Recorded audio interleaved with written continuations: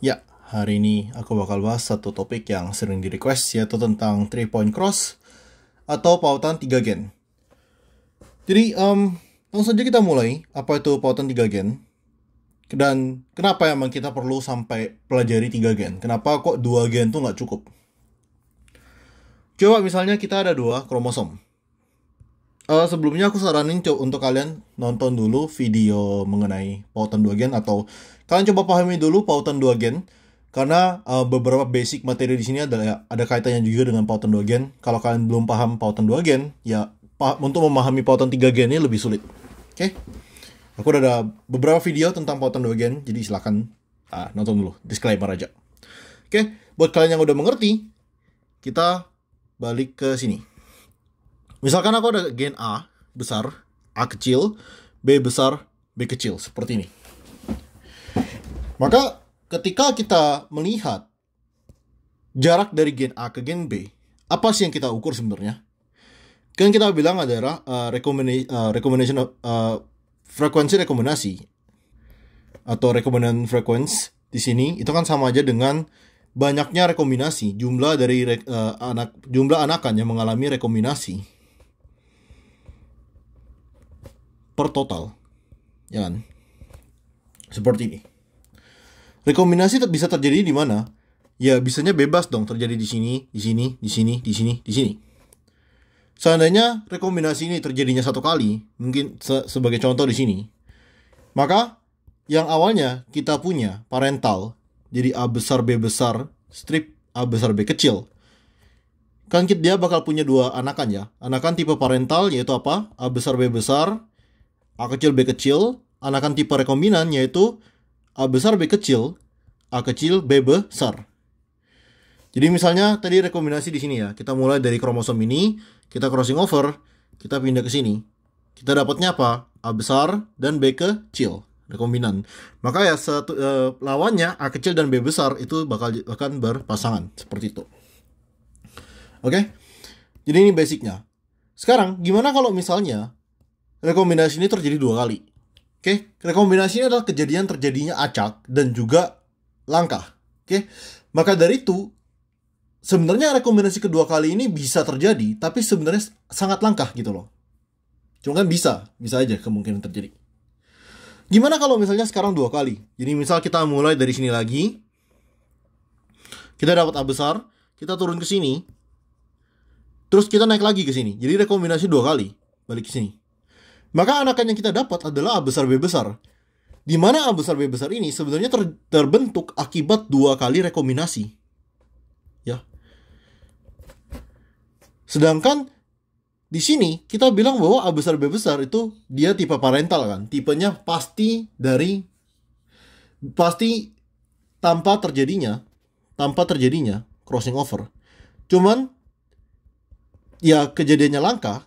Dalam kejadian langka bisa saja A besar B besar atau A kecil B kecil itu terbentuk dengan crossing over. Bahkan dua kali crossing over. Maka sebenarnya ketika kita mengukur dua gen, kita sebenarnya sedikit underestimate total rekombinasi yang terjadi.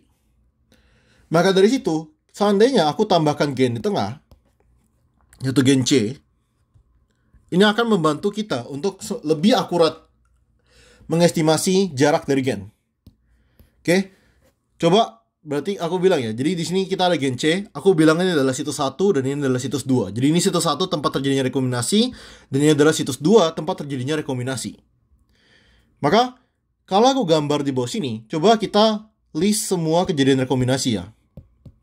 Jadi aku bilang ini crossing over atau rekombinasi di sini. Seandainya rekombinasi pertama terjadi di situs 1.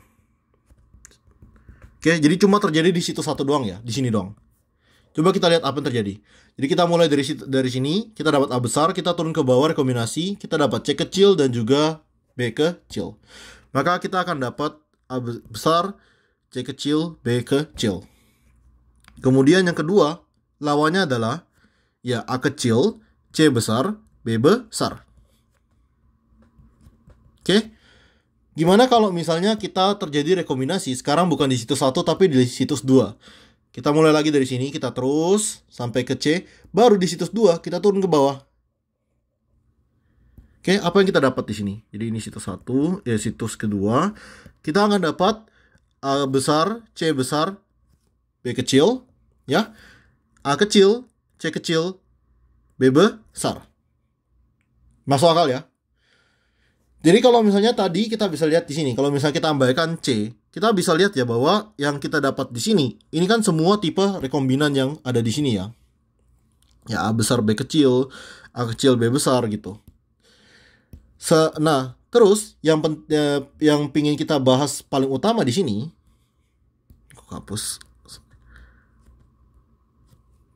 Ya besar, C kecil, ya, oke, benar. Gimana kalau misalnya ada rekombinasi ganda? Rekombinasinya terjadi 2 kali. Jadi hapus.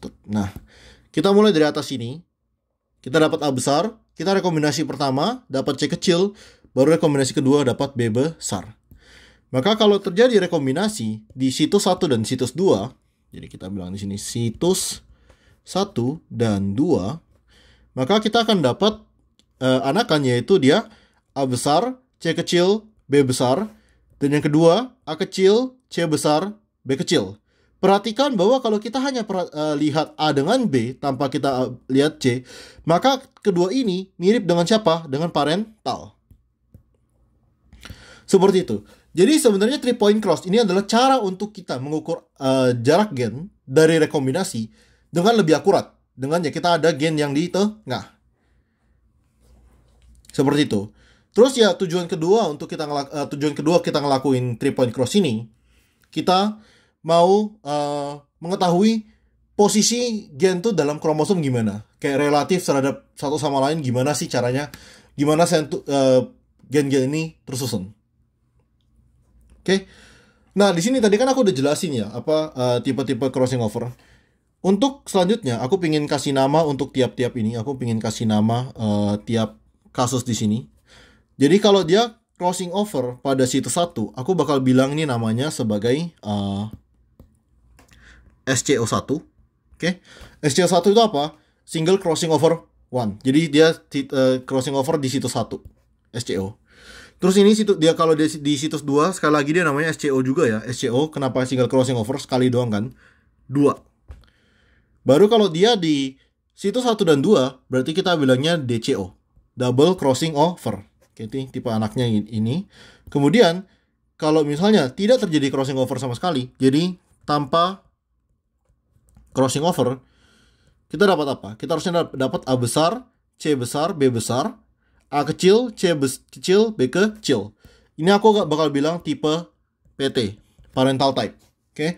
Jadi sekali lagi kita ada single crossing over, SCO, double crossing over, DCO, dan juga parental type atau PT. Ini penamaan yang ingin aku kasih. Lalu sekarang kita udah ngerti konsep utamanya ya tentang kenapa kita ngelakuin crossing over dan apa aja nama-nama yang akan dipakai. Sekarang coba kita bahas mengenai rumus. Sekali lagi aku bakal gambar di sini diagram yang lebih sederhana. Jadi ini ada A besar, ini ada C besar, ini ada B besar. Ini ada A kecil, ini ada C kecil, dan ini ada B kecil. Oke. Nah, sekarang coba kita seandainya kita mau menghitung pertama jarak dari A ke C. Oke. Kedua, jarak dari C ke B. Ketiga, jarak dari A ke B. Ini aku bilang sebagai, kita bilang aja RF AC, RF AC, RF CB, dan RF AB. Oke? Coba kita rumuskan. Jadi, kita ingat dulu rumus awalnya sebagai berikut ya. Rumus awalnya adalah kita ada RF sama dengan rekombinan, jumlah rekombinasi per total. Ya kan? Per total. Ini rumus sederhana. Jadi, coba kita turunin untuk semua kasus. Jadi kita mulai dulu dari RF A ke C. Apa aja kasus kejadian RF mana aja kasus crossing over terjadi di antara A dengan C? kasus crossing over cuma terjadi di mana? Di situs 1 ya. Ini situs 1, ini situs 2. Maka apa aja crossing over yang bisa terjadi di situs 1?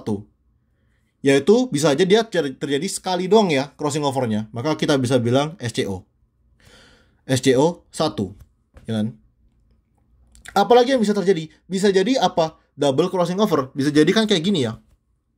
Maka kita tambahin DCO. DCO-nya di sini satu kali aja. Kenapa? Karena kita cuma menghitung ini. Kita abaikan dulu bagian sini. Pokoknya kan bisa jadi ya terjadinya sekali di sini atau dua kali di sini. Terjadinya di situs 1 doang atau di situs 1 dan 2. Tapi karena di sini kita cuma ngeliat A dan C, meskipun dia terjadinya 2 kali, kita hitungnya sekali doang. Kenapa? Karena kita cuma peduli situs 1. Oke. Oke, jadi ini adalah rumus dari jarak A ke C. Maka simpel aja jarak dari C ke B kurang lebih sama ya. Bisa terjadi crossing over tuh sekali doang di situs 2, yaitu SCO2, atau bisa jadi terjadi 2 kali di 1 dan 2. Tapi di sini kita cuma peduli C dengan B. Apa yang terjadi di A kita nggak peduli ya. Maka dari itu kita cuma ngitung double crossing overnya sekali per total. Oke. Lalu kita ada jarak dari A ke B. Boleh aja aku bilang jarak dari A ke B sama aja dengan jarak dari A ke C ditambah jarak dari C ke B. Ya kan? Maka jarak dari A ke B itu sama dengan SCO1 ditambah DCO per total ditambah SCO2 ditambah DCO per total. Atau dalam kata lain, RF dari A ke B sama dengan SCO1 ditambah SCO2 ditambah 2 kali DCO per total. Rumus ini juga secara intuisi masuk akal ya. Karena kalau kita ngelihat jarak dari A ke B, dari ujung ke ujung, maka kita ngelihat kejadian single crossing over di sini, single crossing over di sini, atau double crossing over di kedua sisi. Karena kita ngelihat dua-dua sisinya, maka kalau kita ada double crossing over ya hitungnya 2 kali. Makanya kita dikalikan 2 di sini. Maka di sini kita udah dapat nih rumus dari 3-point cross. Oke. Kemudian ada 2 rumus lagi yang kira-kira diperlukan. Pertama, kita ada yang namanya COC. Bukan class of champion, ini adalah coefficient of coincidence. Coefficient of coincidence. Oke. Lalu kita ada interferensi.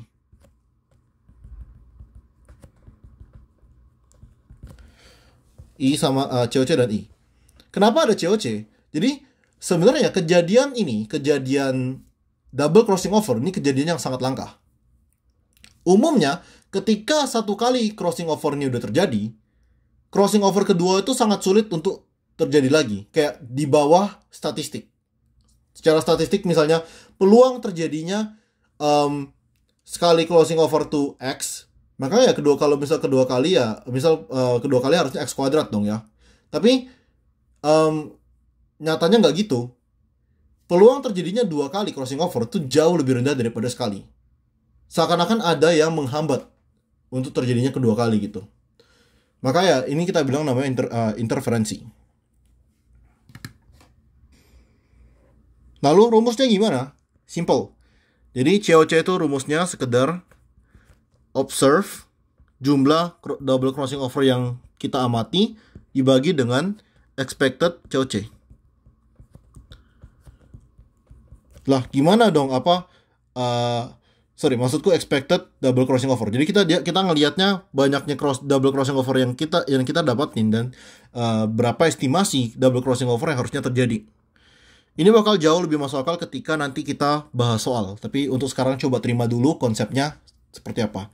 Jadi untuk expected DCO sendiri, cara dapatnya adalah kita tinggal kalikan frekuensi frekuensi terjadinya SCO1 dalam satuan Morgan dikalikan dengan frekuensi terjadinya SCO kedua, sekali lagi dalam satuan Morgan, kita kalikan dengan total. Sedangkan observed DCO biasanya bakal diketahui di soal.